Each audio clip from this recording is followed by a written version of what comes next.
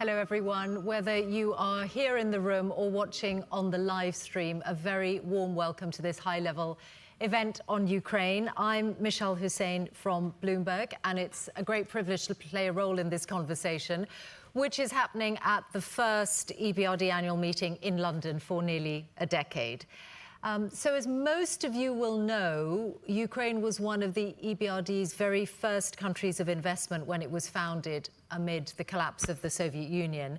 And more than 30 years on, the challenge is not one of transforming the economy from communism to a free market one, but indeed of Ukraine's very existence in some ways, and of course the immense challenges of an economy ravaged by wartime. So a couple of points before I introduce the panel and you hear from them. Obviously the politics and diplomacy are a very live issue as we speak, and we're 24 hours away from a potential meeting in Turkey, but our focus is going to be on Ukraine's economy, finances, in relationship with international partners, and the challenges of both the present and the future. We'll have a discussion here on the stage, which is shared obviously on the live stream. And before we close, you'll hear from the Director General of the Italian Treasury about the Ukraine Recovery Conference that's taking place in Rome in July. So with that, let me go straight to introductions. Very pleased to say that Ukraine's Finance Minister, Sergei Marchenko, is with us in London today. He's been in the role for 5 years amid incredibly testing times. And in that period in post, he's also chaired the boards of the World Bank and IMF, and will soon be the vice chair of the EBRD Board of Governors. And alongside him are fellow governors of the bank, the Chancellor of the Exchequer, Rachel Reeves. The UK was a founding member of the EBRD back in 1991. It's committed £18 billion, I think, for Ukraine for both military and non-military support since the war began. The Irish Finance Minister, Pascal Donoghue. Ireland has also provided Ukraine with financial support and taken in a large number of Ukrainian refugees, particularly compared to the size of the Irish population. And the minister is also the current president of the Eurogroup. That's where the Eurozone finance ministers come together. And the EU is, of course, a core supporter of Ukraine, which is also a candidate for EU membership. And also our host here, the EBRD President, Odile Renaud-Basso. You'll be announcing a new support tool, I think, for Ukraine today, which is part of an ongoing EBRD commitment that makes it the largest institutional investor in Ukraine, working with both the public and the private sector. So you'll hear from everyone in turn with some opening remarks. And first of all, I'd like to come to you, Minister Marchenko, with the Ukrainian perspective. Thank you very much, Michelle. First of all, I want to thank Madam President Yu to invite me here. It's a pleasure for us to present position of Ukraine. I would like to separate my initial comments on several dimensions. First one, it's the current situation of Ukraine. And second, probably a little bit discuss about future perspectives of Ukrainians. First of all, let me admit that we keep struggling, and we are strong enough and stronger ever if we were compare ourselves in 2022, 2025. We are stronger now. Of course, we had a lot of losses. We suffered a lot, destruction of infrastructure, people, civilians, migration, all of these problems you well know. And for me, not to just try to overreact on this, but we are able and capable to withstand and defend our territory. We prove it, and with all due respect, we think that we will be able to do it in future. And for us, it's necessary to preserve support of our partners as well, because coalition of partners, coalition of willing is something which is very necessary for Ukraine right now. And for us, it's probably one of the very intensive moments in our history when we hope that probably we will reach some kind of peaceful agreement for Ukraine, which will be lasting, fair, and sustainable. I am not here to discuss it, but probably let's think about future, what Ukraine's future will look like. Now we plan to prepare a budget declaration for 2026-2028, and we realized that, well, during the war, our financial gap was around 40 billion. This year, 39.3. Next year, we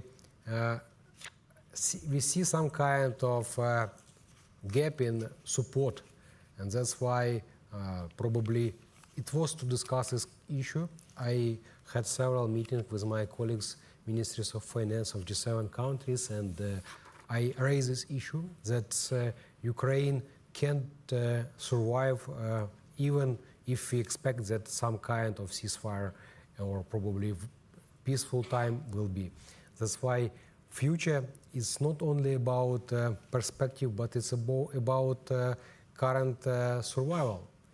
And for us, we need to understand if we haven't have any other means, we can create some additional pressure on our macro stability. That's why for us it's important to discuss this, to show that it's not something we internally created, but it's a war which created some kind of damage for our economy, for our budget needs. And we hope that discussion about reconstruction will start and we will be able to describe and to develop our full potential. Because I think that Ukraine has very huge potential for investment, and I invited all of participants to look at perspective to invest in Ukraine. Right now, we underestimated. Maybe within a year we will be much, our value will be higher, and that's why please look at perspective, invest in Ukraine, even during the war. During the war, the assets, equities of Ukraine, businesses, investment in Ukraine is definitely is less in comparison as even it was before the war. I think that will be really important for us to bring out in this discussion what has been able to continue in Ukraine despite the war, and perhaps even the new developments and the unexpected sectors of the economy that have continued. So thank you very much for the moment, Minister Marchenko. Rachel Reeves, Chancellor of the Exchequer. Thank you very much, Michelle. And I also, I think on behalf of everyone, want to say to Sergei Marchenko, thank you for your fortitude and your leadership. We all have challenges as finance ministers, but no one can compare to yours, and the work that you're doing in extraordinary circumstances is an example to all of us.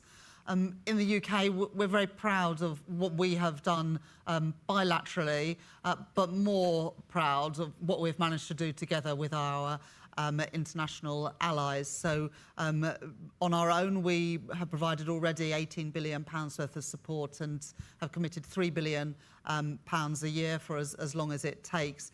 But in addition to that, and perhaps most significantly, the work that we've done with the G7 and the EU on extraordinary revenue acceleration, I think is probably the most innovative financing vehicle that we've used so far to support Ukraine. And of course, that's using the revenue from the frozen Russian sovereign assets, using the profits on that to provide $50 billion worth of support to Ukraine. And we were very pleased in the UK to sign off the first tranche of our $3 billion contribution just a couple of months ago. And we were also pleased in the UK to have the flexibility to allow Ukraine to use that for whatever purposes Ukraine wanted. And I think we're the only G7 country that enabled our money to be used for military purposes, which is obviously so important at this time.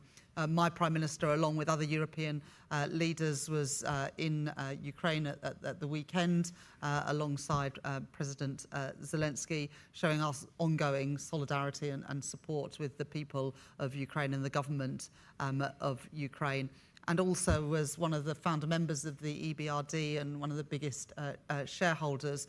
Really pleased the prioritisation the EBRD has put into Ukraine and the additional support today.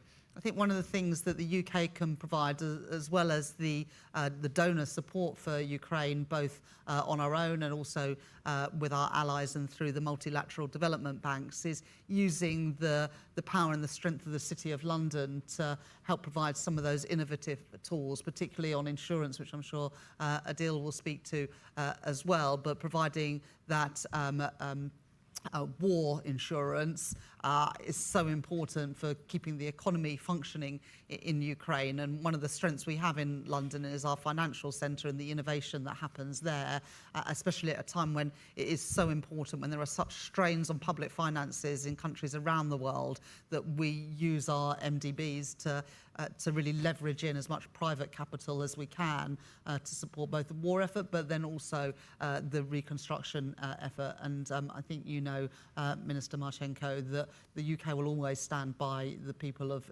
Ukraine, both through the war and whatever happens afterwards. And that's our commitment to you, both directly and Adil through the EBRD and others.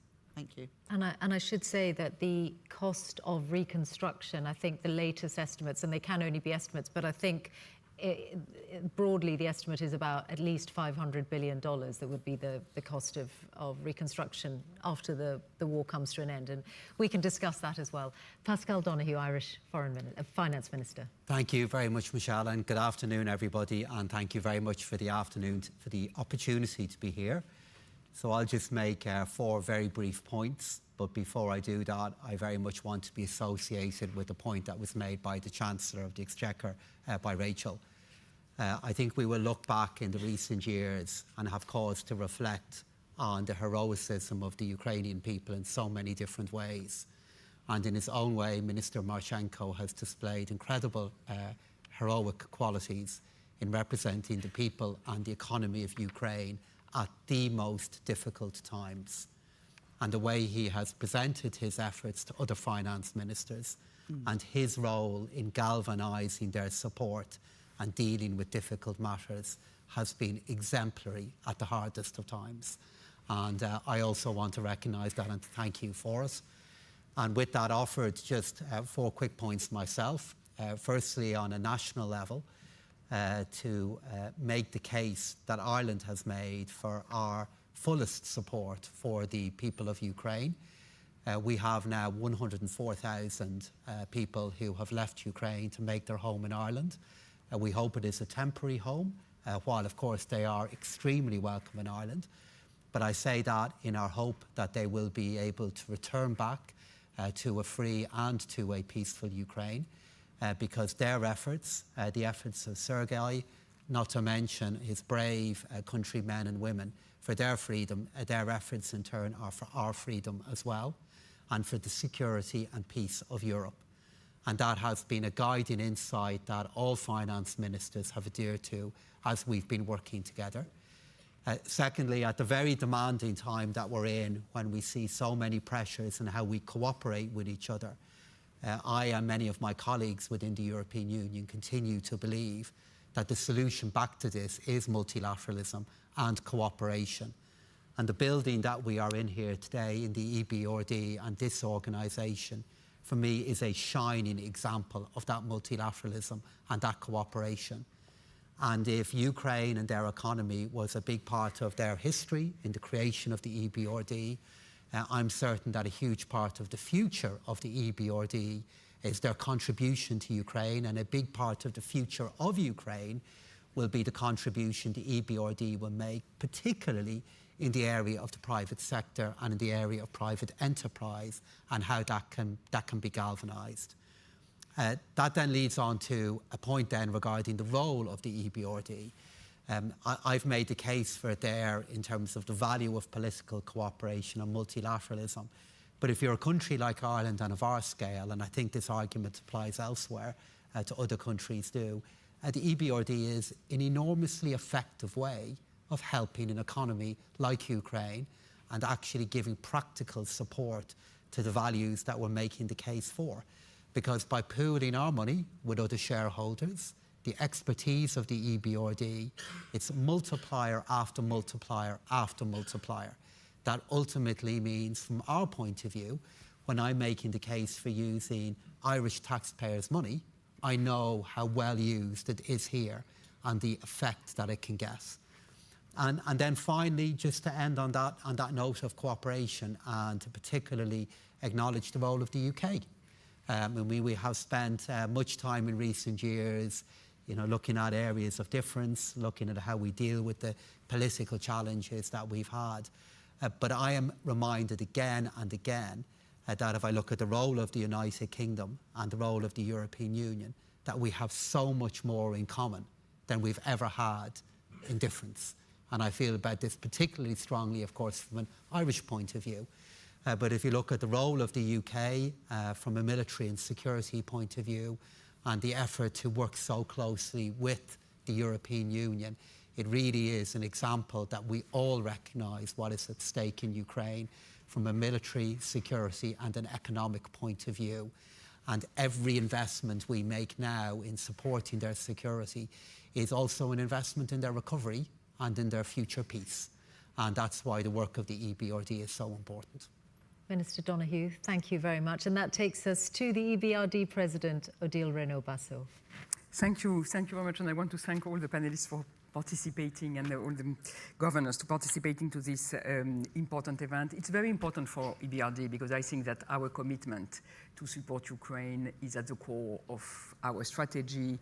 We've been, since the beginning of the war, extremely active in working in finding all the possible ways to provide support, not for the military, not for the budget, but for the real economy, to continue to function and to deliver what it needs to deliver. Because when you think about a country in a war, of course you need military, you need budget support, and there has been a lot, but you need also to generate revenues, to keep jobs, and so forth. And this means the economies need to continue to function. And this is at the core of what we've been doing. Since the beginning of the war, we invested more than 7 billion in Ukraine. So it means that we step up our activities. We more than doubled what we've been doing every year before the war. And this was possible because of the support of the shareholders and because of the support of donors. We could not have done that alone as a bank. We needed to have the backing of our shareholders and the backing of donors. And I want to thank the UK, Ireland, and all the donors. We received, the EU has been a huge contributor and providing us a lot of support. Overall, we received 2.6 billion of donor money in order to enable us to work with different counterparties to provide grant support and to ensure sustainability of the financing we were providing. And with all this support, we've been really focusing on what is fundamental for the private sector to be able to continue to work. Energy security, functioning of key infrastructure, railway, very important in terms of logistics to be able to export and to get some export revenues, but also basic infrastructure in the cities, and of course a lot of support to the investment in the private sector. And I think what is very important to underline, and I've been traveling to Kiev quite a lot, is first of all the resilience of the people, the resilience of the everybody continuing to work. You are in a meeting, you have some air alarm, you go to the shelter, but the meeting continues and life continues, and people continue to remain focused on what they need to deliver in order to keep the country going. And so that enabled us to continue to finance private companies, working capital, so giving them some room of maneuver to be able to sustain the challenges of the war situation, but working also very actively with the banking sectors. And I want to underline the resilience of the banking sector, which has been really, after a lot of transformation before the war, extremely resilient in the current situation, but also some new foreign investment. And it's quite noticeable to see that there is, even in the context of war, some project with investors from France, from Germany, developing new capacities in telecom, in renewable, and so forth. So we've been really trying to be agile in addressing also the evolving situation. And in each, we have regular meetings with the teams and so forth, and the needs depend on what happened on the front, what the impact of the Russian attack on some key infrastructure and so forth, and so the agility and the capacity to respond quickly to address energy challenges, secure gas storage and so forth has been really key for us. I also want to flag what I found personally remarkable, which is the capacity of the country to continue to do reform, even in wartime. And in war, you have so many, urgency and situation to deal with, but the country has been able to continue to do some structural reform, very important to improve the resilience. We've been working, for example, a lot on the state-owned enterprise reform, strengthening the governance of the state-owned enterprise, which have a very important role to play in the current situation. And we see now also all the dynamics related to the EU accession process and reform to strengthen judicial system, fight against corruption, transparency, and so forth. So this is very, important and remarkable. And the last point I want to make is, I think it was already mentioned, but the role of multilateralism and cooperation in that kind of situation. And we've been very actively working with all the other MDBs, so World Bank, EIB, IFC, in order to join forces to facilitate project preparation, to support reform in a coordinated manner so as to simplify also the life for the government and for our counterparts.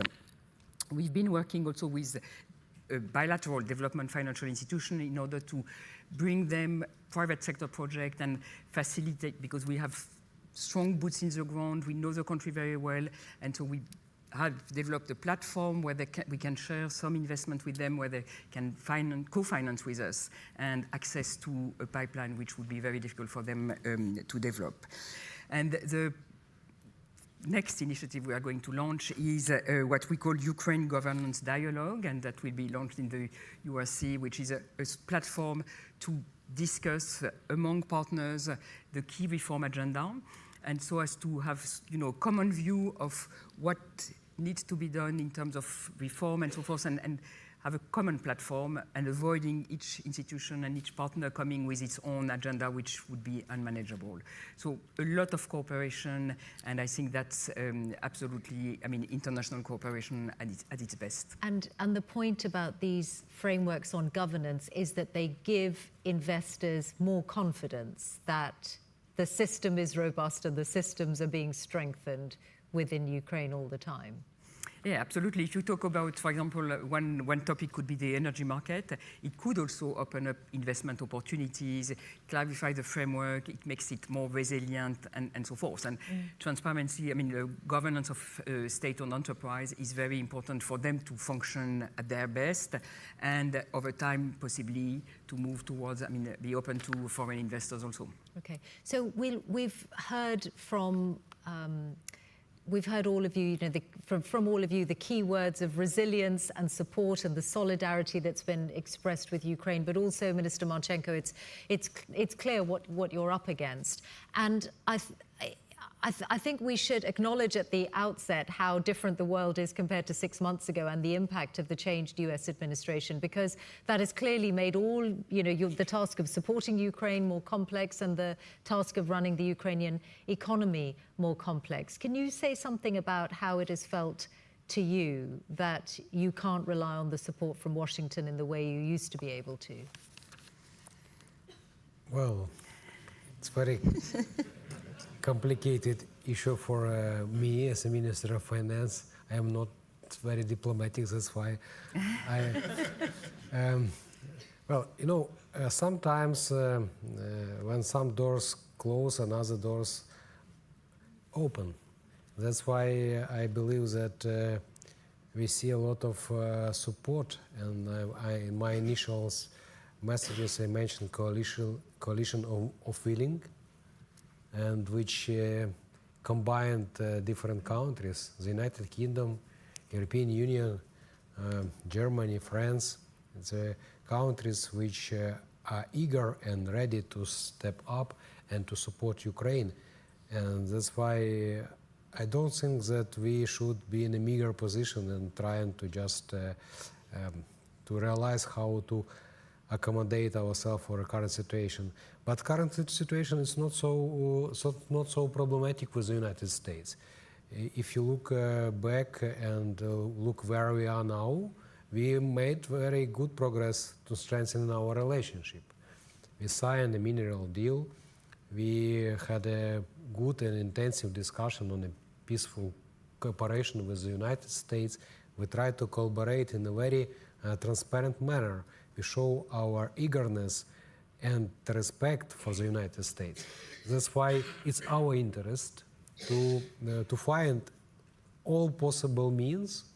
I want to stress it, all possible means, and to be on the same side with the United States in a way how to help us to resolve this war.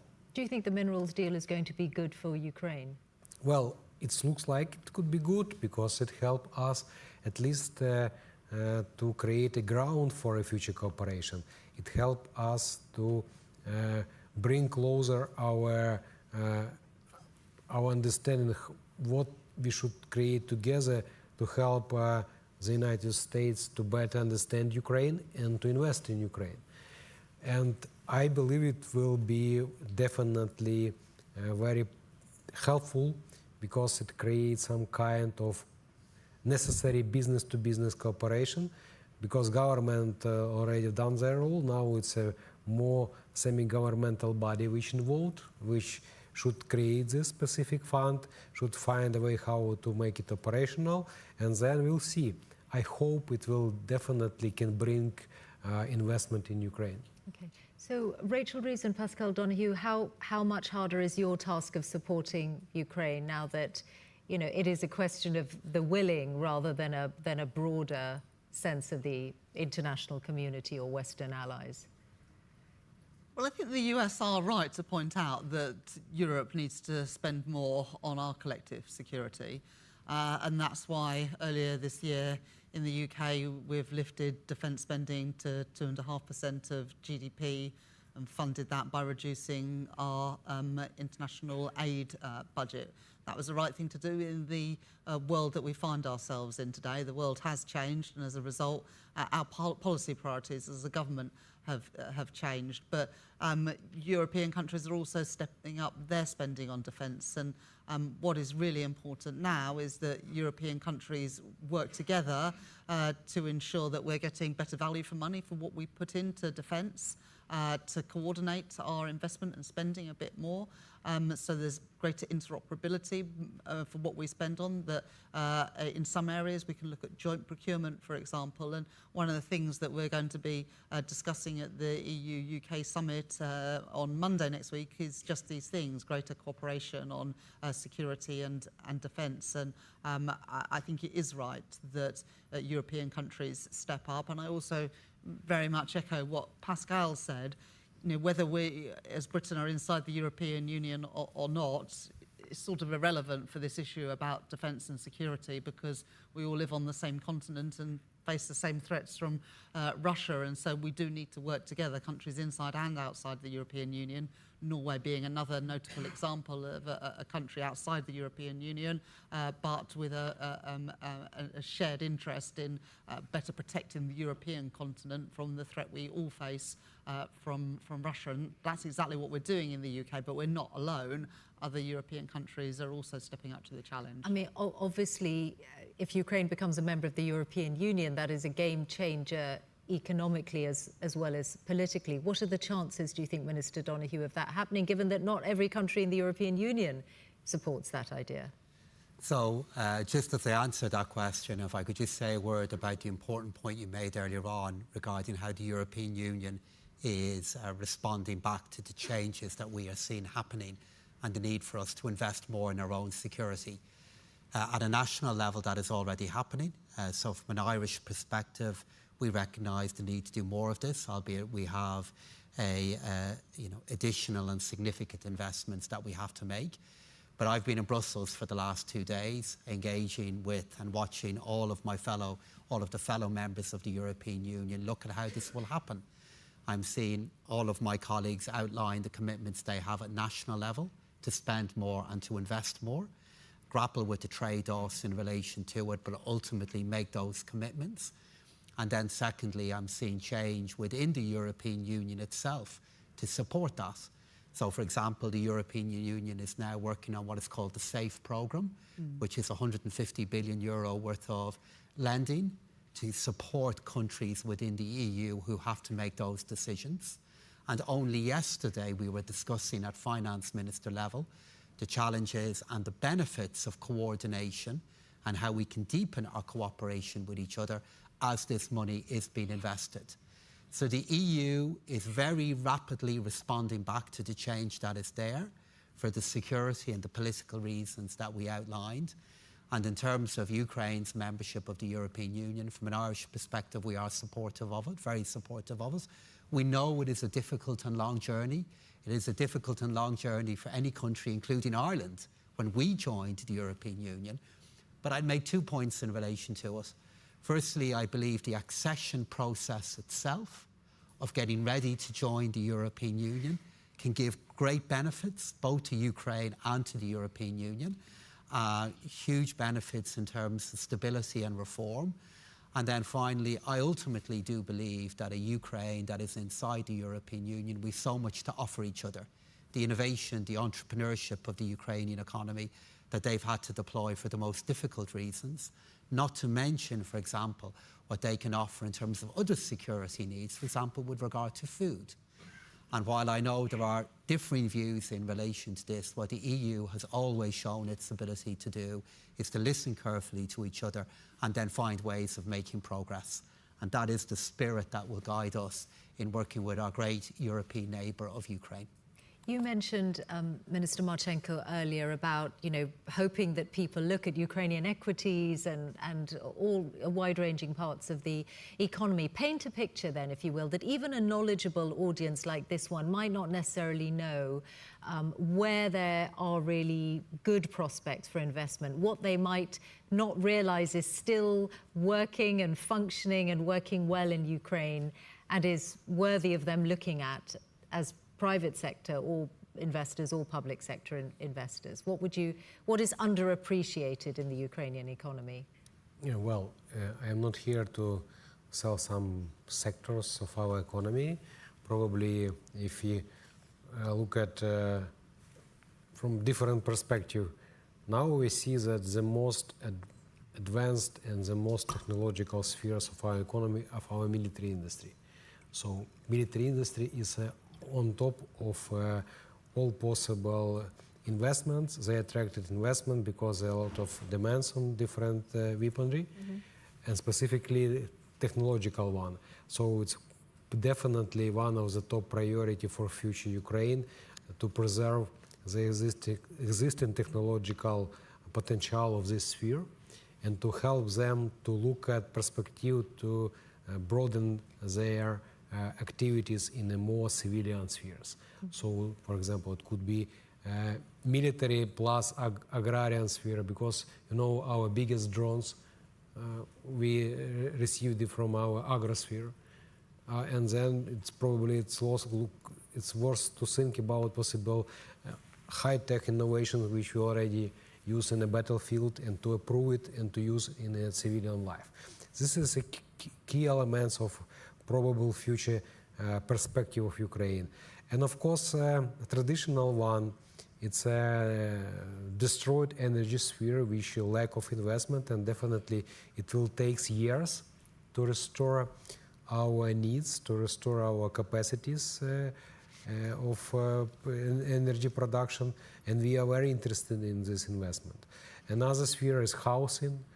We feel and realize that's probably that the most important moment to help our people, which now in Europe, to look at perspective to be back at Ukraine. We want to attract them because it's our potential. That's why we want to create enough potential for housing and for jobs in Ukraine. So some of the refugees start coming back? Yes. Particularly perhaps if their homes are in the western part of Ukraine?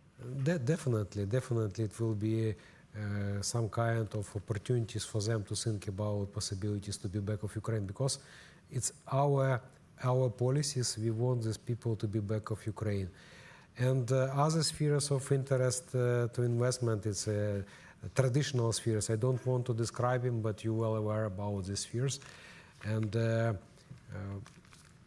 recent RDNA report describe our perspectives, spheres of potential investment of Ukraine, and our priorities, governmental priorities. Thank you. Odile? No, just to to flag on this, which areas there are investment opportunities. I think one of them is the reconstruction, and you see some.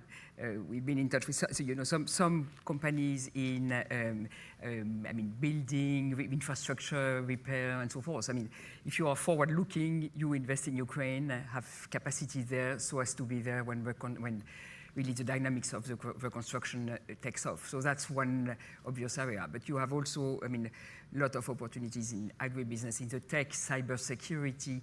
What is, I think, amazing, and looking only at the defense industry sector, is not only the resilience, but also the agility, the innovation, imagination, and so forth, and the rapidity of development. When you see how the defense industry have shifted, and now the capacity Ukraine has in terms of in this area, it's huge compared with a few years ago. So I think that's something where there is definitely areas and sectors where investment in Ukraine makes a lot of sense, and indeed the price are. Of course, you still have some risk, but the rebound and the capacity, the growth capacity, is absolutely there. Chancellor, you mentioned harnessing the knowledge and the skill set in places like the City of London, and how important insurance is to sort of unlock all kinds of economic work. What are the other areas? Where else is there scope, do you think, in what the UK can give, perhaps in terms of knowledge as well as public sector support? I think the insurance is a really good example of innovation from London-based firms working with the EBRD to offer products to make economic activity possible that otherwise would dry up. So I think that's probably the best example of what we've got. But we had a meeting here, what was it, about 3 months ago, where we had a number of participants from the private sector thinking about how we could design instruments to enable private investment to come in to support projects that would then have a rate of return on them, but to get them across the line, because the truth is, whichever government you're a finance minister at the moment, there are huge pressures on the public purse. And so whether that's things that I'm doing domestically in the UK through our National Wealth Fund and our British Business Bank to leverage in private money for our country's priorities, in the same way, whether it's the World Bank or the EBRD, are working much harder to design projects in a way that can bring in that investment from asset managers, from pension funds, from insurance businesses, businesses that want someone to package up a product that then will earn them a return. And the EBRD and the other multilateral development banks can do just that. But we have a lot of expertise in London to help design those products. But Odile, on insurance, I think thanks to you, policies are available, but I imagine the premiums are pretty high if you're thinking about, okay, how am I going to cover myself to transport goods in Ukraine? That's what makes it interesting, because in a way, in the insurance, we developed system, a framework, whereby we use some donor funding in order to work with reinsurers, and the reinsurers are back, so in order to bring them back to the market, because the market was completely closed. And so reinsurance can guarantee local insurance companies that guarantees transportation. And transport of goods was a big challenge. You could not find any insurance available, and with a bit of donor support, and which is a capacity to absorb potential loss, we managed to relaunch these local insurance capacities and to have a big leverage. So with a few millions of dozens of millions of donor support, we managed to have a capacity of around 1 billion for insurance of transport of goods, which is absolutely fundamental for the economy to function. And so it took a bit of time to design because it's quite innovative, but it's up and running now. And this is the kind, it's also open depending on the evolution of the needs. It's open to evolution and address what we see as a gap in the market. So that's one example, but I think there are a lot of other tools that have been developed by different institutions in terms of war insurance for investment, and at bilateral level, or MIGA is also doing that. And Minister Donoghue, what happens if the war carries on and it becomes an even longer prolonged conflict or settles into current positions? How much of a challenge is that for countries that do support Ukraine? Do you fear that there might be a fatigue that sets in? So I've become both very humble and very careful about trying to make predictions regarding what the future can bring, because all of the change that we are seeing happening at the moment, so I can only go back to things that I'm certain about at the moment. The first one is, if I look at the support and commitment that is there within the European Union, across Europe, for supporting the economy and people of Ukraine, it has been durable, it has been real, with big decisions made over the last number of years. And I'm very confident about our ability to continue to make the case for that and continue to find the ways that are needed to support the Ukrainian economy and their people. Secondly, just to relate it back to the discussion that you've had there, I think at times it might seem a little abstract relating, insurance back to the reality of a war that's happening and people defending themselves. But actually, it's key to how we talk about how we make our efforts sustainable. Because whether you're the Chancellor of the Exchequer, whether you're the Finance Minister for Ireland, whether you're the Finance Minister of Italy, we're all grappling with the same challenges at the moment. How we can make our economies grow quicker, the challenges that are there with investing, the need to invest in different things from a climate point of view, to deal with the impact of demographics and so on.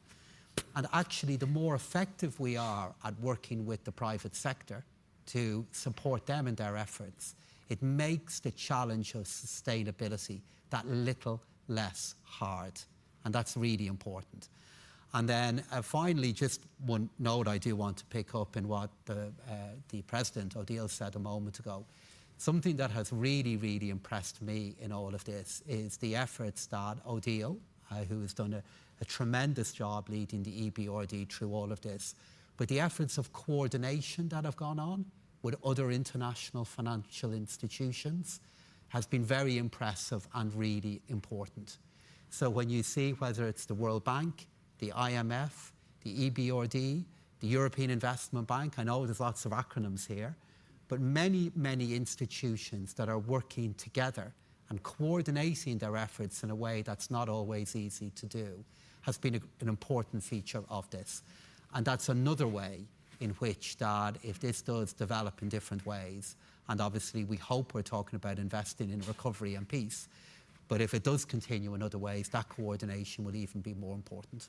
We only have a few minutes left. I wondered, Minister Marchenko, if you wanted to say something amongst your immediate challenges. One, I think, is the hope that the EU will soon renew the emergency trade measures that were brought in after the full-scale war that lifted duties and quotas on Ukrainian goods. It's helped you it's helped facilitate your exports, which are, of course, incredibly important for the economy. What's at stake if those measures aren't renewed in June, as you hope?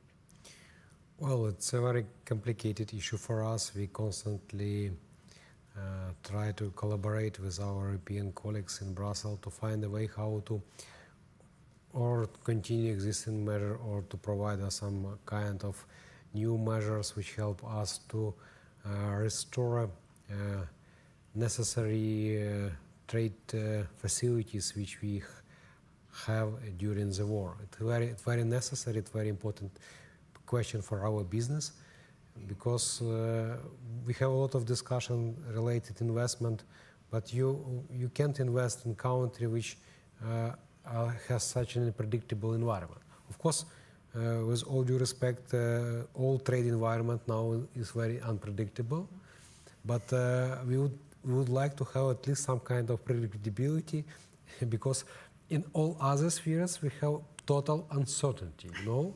You have war and total uncertainty. When you want me to predict what it will be next month, I can. When it will be next year, well, it's a good question. And for business, they are not working in such a behavior as governmental. Government are more like trying to adapt to realities. Business, if they invest in something, they want to understand that this investment can bring them some necessary benefits. And that's why, well, it's necessary to have a predictability in our path forward European integration. And that's why we want to have all necessary means to be able to speed this process as much as we can. From our position, we try to implement all necessary reforms. It's been complicated, I think, by factors like the Polish election. Well, I don't know. Maybe. Okay, fine. Something for everyone to look out for. All right, well, thank you all very much. I'm going to ask you to stay where you are, because we have an opportunity now to hear from the Director General of the Italian Treasury, Riccardo Barbieri, who's going to talk about the forthcoming conference in Rome. Thank you very much, and hello everyone, and thank you for the invitation. Minister Giorgetti regrets that he was recalled to Rome, but he sends his regards, and clearly this is a very important event for us. I would also like to recall Italy's support for Ukraine, which has been manifested itself on a bilateral basis within the work of the development banks. Also, there's been a very important initiative with the EBRD involving the electric power sector, for instance. And I will not repeat what was already said about the so-called extraordinary revenue acceleration loans, but that happened during our presidency, and it's something that we really felt should be done, should be completed. Now, turning to another sign of our commitment to the cause of Ukraine's reconstruction and Ukraine's resilience, on July 10th and 11th, the Ukraine conference will be held in Rome, and it will again offer an opportunity to showcase progress that has been made by the Ukrainian government on the reform process, and discuss how to mobilize resources for reconstruction, and also a way to raise awareness and also promote once again the great collaboration among multilateral development banks. Obviously, we're also talking about providing emergency assistance for immediate needs, implementing rapid recovery projects, creating attractive conditions to unlock private sector investment in Ukraine. Now, as has been the case in the past couple of years, the conference will bring together leaders from governments, members of parliament, international organizations, businesses, local communities, and the civil society. Our teams, and in particular our Foreign Affairs Ministry, are working around the clock to prepare the conference. Of course, there could be developments over the coming weeks. If so, the program might be changed slightly, but in essence, the format will follow the one that we are used to, namely to focus the thematic discussions on the business dimension, so the involvement of firms, the promotion of investment, the human dimension, with focus on social recovery, human capital, the health system, the security of Ukraine, the local and regional dimension, and obviously importantly, the European dimension, the process of convergence towards EU membership. As President Renaud Bassot has mentioned, the conference will also feature the first session of the Governance Reform Dialogue, which has been spearheaded by the EBRD and is aimed at coordinating the reform effort with the support of multilateral development banks, donors, investors, experts, with an initial focus on the energy sector, but clearly this is a dialogue that will involve also other sectors. So having said that, we look forward to seeing you in Rome, and I wish once again good luck and every success to Minister Marchenko. Thank you.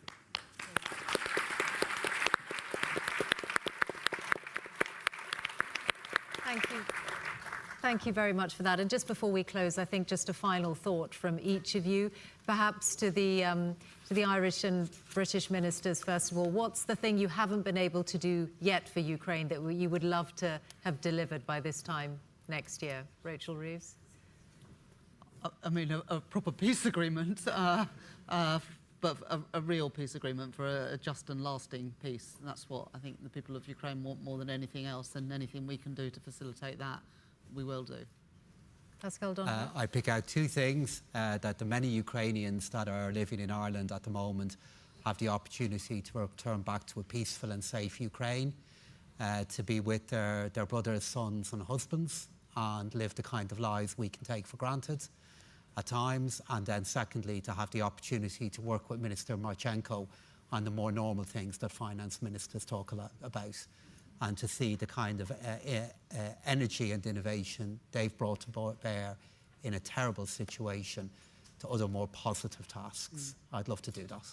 Odile, what is the... Oh, I would like to be able to step up even more what we are doing in Ukraine and to invest even more in the context of reconstruction, bring, more teams on the ground and develop new projects that will really support very dynamic recovery of the economy in Ukraine. And Minister Marchenko, do you dare to hope of a Ukraine at peace, or does it still feel a faraway prospect? Well, to prepare ourselves for the peace, we should prepare ourselves for a war. And plan beats no plan.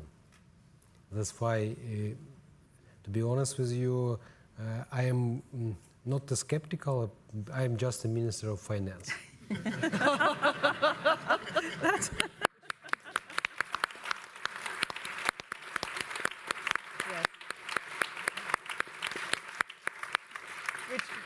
Which means you have to be a realist in all things. So I would like to end by thanking you all. Odile Renaud-Bassot for hosting us, Rachel Reeves, Pascal Donoghue for being part of this conversation, and also, of course, Sergei Marchenko, Finance Minister of Ukraine. And thank you all for watching.